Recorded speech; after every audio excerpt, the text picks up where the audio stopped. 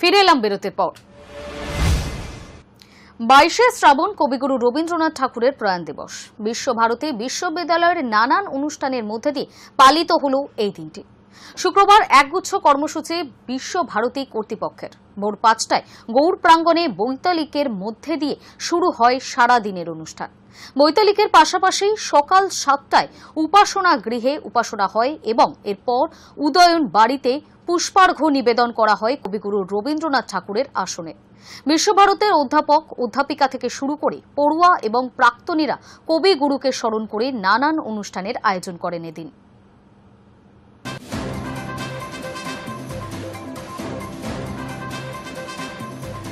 আপনার সমস্ত বিভিন্ন ধরনের অনুষ্ঠানের থ্রু দিয়ে আমার কবিগুরুকে স্মরণ করব এবং আজকের দিনটা আমরা খুব সমস্ত কিছু ঐতিহ্য বজায় রেখে ওনাকে স্মরণ করতে থাকব এবং বিকালে আমাদের অনুষ্ঠান হবে, বিভিন্ন ধরনের গান অনুষ্ঠান হবে, বাইরে থেকেও আসছেন এবং আমাদের যে সঙ্গীত ভবনের যে কলাকার যাদের ট্যালেন্ট ওরা গান করবে লিপিকাতে। দুটি প্রকল্পের কাজে রাজ্যের প্রাপ্য বকেয়া ৩,০০০ কোটি টাকা। কাজ করিয়ে টাকা দেয়নি কেন্দ্র। সম্প্রতি রাজ্যসভায় কেন্দ্রের তরফে দেওয়া পরিসংখ্যান অনুযায়ী দেশে সবথেকে বেশি প্রাপ্য রয়েছে বাংলায়। ১০০ দিনের কাজ থেকে শুরু করে পানীয় জল প্রকল্প, বাড়ি তৈরির, রাস্তা নির্মাণ প্রতিটি ক্ষেত্রেই টাকা বন্ধ রেখেছে কেন্দ্র। কেবলমাত্র দুটি প্রকল্পে রাজ্যের প্রাপ্য বকেয়া টাকার পরিমাণ যা দাঁড়িয়েছে তা অবাক করার মতো। কাজ করিয়ে টাকা দেয়নি কেন্দ্র। ১০০ দিনের কাজ ও প্রধানমন্ত্রী গ্রাম সড়ক যোজনা প্রকল্প বাবদ কেন্দ্রের কাছে রাজ্য পাবে ৩,০০০ কোটি টাকারও বেশি। সম্প্রতি রাজ্যের এক বাসিন্দা তথ্য অধিকার আইন বা আরটিআই করে কেন্দ্রীয় সরকারের কাছে এই দুই প্রকল্পের বকেয়া কত তা জানতে চান। সেই প্রশ্নের উত্তরেই কেন্দ্র জানিয়েছে বকেয়ার অঙ্ক পার হয়ে গিয়েছে ৩,০০০ কোটি টাকারও বেশি। তার সঙ্গে আরও একটি তথ্যও মিলেছে। কেন্দ্র জানিয়েছে এই দুই প্রকল্পে গত ৩ বছরে একটি টাকাও রাজ্যকে দেওয়া হয়নি। ২০২২ সালের ৯ মার্চের পর থেকে রাজ্যের প্রাপ্য টাকা বন্ধ করে রাখা হয়েছে। কেন্দ্রীয় সরকারের নির্দেশাবলী না মানায় মহাত্মা গান্ধী জাতীয় গ্রামীণ কর্মসংস্থান গ্যারান্টি আইন ২০০৫-এর বিধান অনুযায়ী এই টাকা আটকে রাখা হয়েছে। বিশদ হিসাব বলছে ২০২২ সালের ৮ই মার্চ থেকে অ্যাডমিন খাতে ১,৭৬১.৬৬ লাখ এবং ম্যারিটাল কম্পোনেন্ট খাতে ২১,৪৩৫৭.১১ লক্ষ এবং ওয়েস্ট কম্পোনেন্ট খাতে ১৪,৫,৭২২.৩৭ লক্ষ টাকা বকেয়া রয়েছে। কোটির হিসেবে তা প্রায় ৩,৬১৮.৪১ কোটি টাকারও বেশি। রাজ্যকে বঞ্চনার ধারা এখানেই শেষ নয়। সম্প্রতি রাজ্যসভায় এক প্রশ্নের উত্তরে যে পরিসংখ্যান কেন্দ্রের তরফে দেওয়া হয়েছে তাতে দেখা যাচ্ছে দেশে সবথেকে বেশি বকেয়া প্রাপ্য রয়েছে এই রাজ্যেরই। ১০০ দিনের কাজ থেকে পানীয় জল প্রকল্প, বাড়ি তৈরি থেকে রাস্তা নির্মাণ সব ক্ষেত্রেই টাকা বন্ধ করে রেখেছে কেন্দ্রীয় সরকার। বারবার এই নিয়ে সরব হয়েছে রাজ্য সরকার। ১০০ দিনের টাকা দিতে বলেছে কলকাতা হাইকোর্টও, কিন্তু তারপরও একটি টাকাও দেয়নি কেন্দ্র। অথচ রাজ্য সরকার এই দুই প্রকল্পের অর্থ উপভোক্তাদের হাতে তুলে দিয়েছে রাজ্যের ভাড়ার থেকেই। সমাজ মাধ্যমে একটি তালিকা তুলে দিয়ে কেন্দ্রের এই বঞ্চনায় সরব তৃণমূল কংগ্রেস। তারা সাফ জানিয়েছে অন্ধ্রপ্রদেশ, বিহার, উত্তরপ্রদেশের দফায় দফায় তাদের প্রাপ্য টাকা দেওয়া হচ্ছে, কেবলমাত্র সম্পূর্ণ টাকা বন্ধ বাংলার জন্য। Hi News Network. শনিবার রাখি বন্ধন উৎসব। ভাই বোনের অবিচ্ছেদ্য সম্পর্কের বাঁধন অটুট রাখতে বছরের পর বছর ভাই দাদাকে রাখি পরিয়ে আসে বোনেরা। এই রাখি পূর্ণিমার এক পৌরাণিক কাহিনীও রয়েছে।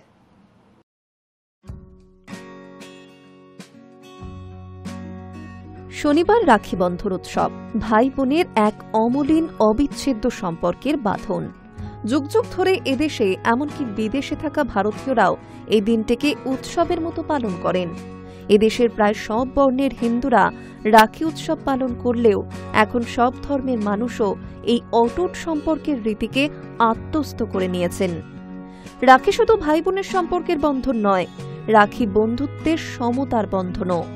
সেই হিসেবে রাখি বন্ধন এখন ভারতের অন্য বেশ কিছু উৎসবের মতোই জাতীয় উৎসবে পরিণত হয়ে গিয়েছে। রাখির দিন দিদি হোক বা বোন, ভাইয়ের মঙ্গল কামনায় তার হাতে বন্ধনের গিট দিয়ে দেয়। রাখি পরানোর একটি আদি অনন্তকালের পদ্ধতি হচ্ছে রাখির সুতোর 3টি গিঁট দিতে হয় বোনকে। কেন এই 3টে গিঁট, কি রয়েছে এই 3টে গিঁটের নেপথ্যে, তা অনেকেই জানেন না। বড়দের কাছ থেকে শিখে এই 3টে গিঁটের প্রথাই চলে এসেছে প্রাচীনকাল থেকে।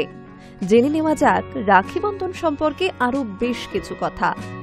বাঙালির কাছে রাখি বন্ধনের রাজনৈতিক প্রচার বেশি গুরুত্ব পেয়েছে রবীন্দ্রনাথের হাত ধরে। বঙ্গভঙ্গ আন্দোলনের সময় কংগ্রেসের দ্বারা বিভ্রান্ত হয়ে রবীন্দ্রনাথ 1905 সালের 16ই আগস্ট শ্রাবণ মাসের পূর্ণিমার দিন রাস্তায় নামলেন লর্ড কার্জনের বঙ্গভঙ্গ প্রস্তাবের বিরুদ্ধে। লক্ষ্য, দ্বিজাতি তত্ত্বের বিরোধিতা করে হিন্দু মুসলিম ঐক্য স্থাপনের চেষ্টা। কিন্তু ততক্ষণে হিন্দু সংখ্যাগরিষ্ঠ কংগ্রেসীরা বঙ্গভঙ্গের বিরুদ্ধে চলে গেলেও মুসলমানরা পূর্ববঙ্গ গঠনের প্রস্তাবে খুশিই হয়েছিল। শিলাইদহের জমিদার রবীন্দ্রনাথের দার্শনিক বৈজ্ঞানিক মন সেটা বুঝেছিল তার উপরে। বঙ্গভঙ্গ এবং হিন্দু মুসলিম সম্পর্ক নিয়ে তিনি বেশ কিছু প্রবন্ধ লিখেছেন, যা নিয়ে তার উপর চরম অসন্তুষ্ট হয় কংগ্রেসের হোমরা চোমরা নেতারা। ফলে 1905 সালের 16ই আগস্ট রাস্তায় রাস্তায় গেয়ে বেড়ানো বাংলার মাটি বাংলার চল গানটি কেবলমাত্র স্বদেশী গান হয়েই রয়ে গেল, ভারতের অন্তরকে ছুঁতে ব্যর্থ হল। সেই কারণে 1911 সালে লর্ড হার্ডিঞ্জ যখন বঙ্গভঙ্গের প্রস্তাব খারিজ করে দেন, তখনও ডিভাইড অ্যান্ড রুলের মর্মার্থের গিঁট ছিঁড়ে ফেলতে পারেনি বাঙালি, কি পূর্বের কি পশ্চিমের বাঙালি মুসলমানরা। রবীন্দ্রনাথও সেই আমলে এই ব্যাপারে বারবার সাবধান করে দিয়েছিলেন দেশের হিন্দু নেতাদের, কিন্তু তখন কেউ তার কথা শোনেনি। কিংবদন্তি অনুসারে চিতোরের রানী কন্যাবতী মুঘল সম্রাট হুমায়ুনকে রাখি পাঠিয়েছিলেন, তাকে তার রাজ্যকে আসন্ন আক্রমণের হাত থেকে রক্ষা করার জন্য সাহায্য করার জন্য। হুমায়ুন রানীর আবেদনে সাড়া দেন এবং তার রাজ্য রক্ষা করেন। পৌরাণিক কাহিনী, রামায়ণ অনুযায়ী ভগবান রাম সমস্ত বানর সেনাকে ফুল দিয়ে রাখি বেঁধেছিলেন। এছাড়া বলিকে ভাই হিসেবে মেনে লক্ষ্মী রাখি পরিয়েছিলেন তাকে, যাতে সে উপহারস্বরূপ বিষ্ণুকে স্বর্গে তার কাছে ফিরে যেতে বলে। রামায়ণের পর মহাভারতেও রাখির প্রসঙ্গ উঠে এসেছে। আরও একটি পৌরাণিক কাহিনী হল, একবার রাখি বন্ধনের দিন গণেশের বোন গণেশের হাতে একটি রাখি বেঁধে দেন। এতে গণেশের 2 ছেলে শুভ ও লাভের হিংসে হয়। তাদের কোনো বোন ছিল না, তারা বাবার কাছে একটা বোনের বায়না ধরে। গণেশ তখন তার 2 ছেলের সন্তোষ বিধানের জন্য দিব্যাগ্নি থেকে একটি কন্যার জন্ম দেন। তিনি হলেন গণেশের মেয়ে সন্তোষী। সন্তোষী তখন শুভ ও লাভের হাতে রাখি বেঁধে দেন। রাখিতে 3 বার গিঁট দেওয়া হয় কেন? কারো কারো মতে এই 3টি গিঁটের প্রতীক হলেন ত্রিদেব, ব্রহ্মা, বিষ্ণু ও মহেশ্বর। প্রথম গিঁটটি পরে সৃষ্টিকর্তা ব্রহ্মার প্রতীকী হিসেবে, যার অর্থ জীবনে অখণ্ড যাত্রা, সৌভাগ্য ও শক্তিতে পরিপূর্ণতা লাভের কামনা। দ্বিতীয় গিঁটটি হল ভগবান বিষ্ণুর প্রতীক, যাকে ব্রহ্মাণ্ডের রক্ষাকর্তা বলা হয়। তিনি যেন ভাইকে সমস্ত রকম বিপদ থেকে রক্ষা করেন, আশীর্বাদ করেন। তৃতীয়টি দেবাদিদেব মহাদেবের নামে, সমস্ত রকমের দুষ্ট শক্তির হাত থেকে ও অশুভ দমন করে ভাইকে রক্ষার প্রতীক।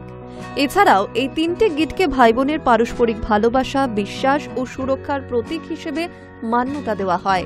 রাখি পূর্ণিমায় একটি সুতোয় বাঁধা পড়ে থাক আজন্ম থেকে আমৃত্যুর অটুট বাঁধন। Hi News network.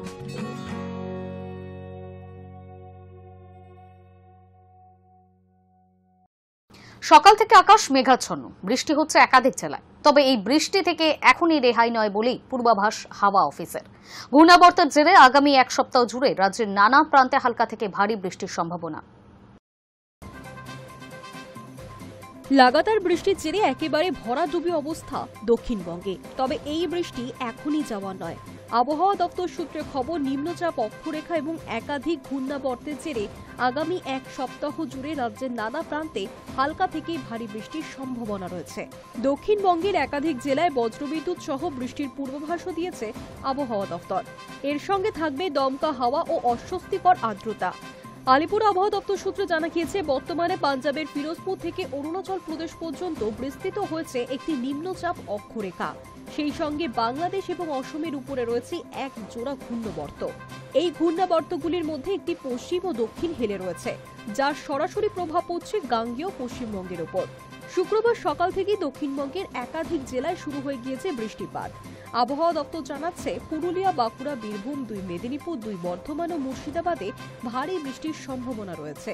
এর সাথে ঘন্টায় 30 থেকে 40 কিলোমিটার বেগে বইতে পারে দমকা হাওয়া। দক্ষিণবঙ্গের অন্যান্য জেলাগুলিতেও মাঝারি থেকে হালকা বৃষ্টি হতে পারে বলে আবহাওয়া দপ্তর সূত্রে খবর। অন্যদিকে উত্তরে দার্জিলিং, কালিম্পং, জলপাইগুড়ি, আলিপুরদুয়ার ও কোচবিহারে শুক্রবার থেকে রবিবার পর্যন্ত ভারী বৃষ্টির সম্ভাবনা রয়েছে। সোমবার উত্তরবঙ্গের কিছু জেলায় 7 থেকে 20 সেন্টিমিটার অতি ভারী বৃষ্টির সম্ভাবনাও থাকছে। উল্লেখ্য, আবহাওয়া দপ্তর জানিয়েছে, শনিবার থেকে মঙ্গলবার পর্যন্ত দক্ষিণবঙ্গের প্রায় সব জেলাতেই বজ্রবিদ্যুৎ সহ বৃষ্টির সম্ভাবনা থাকবে। তবে এই বৃষ্টির মাঝে তাপমাত্রাও কিছুটা বাড়বে আর আর্দ্রতাজনিত অস্বস্তি থেকেই যাবে, কারণ বাতাসে জলীয় বাষ্পের পরিমাণ অনেক বেশি। Hi News Network. News today এখনকার মতো এই পর্যন্ত। নজর রাখুন হাই নিউজে, নির্ভীক, নিরপেক্ষ।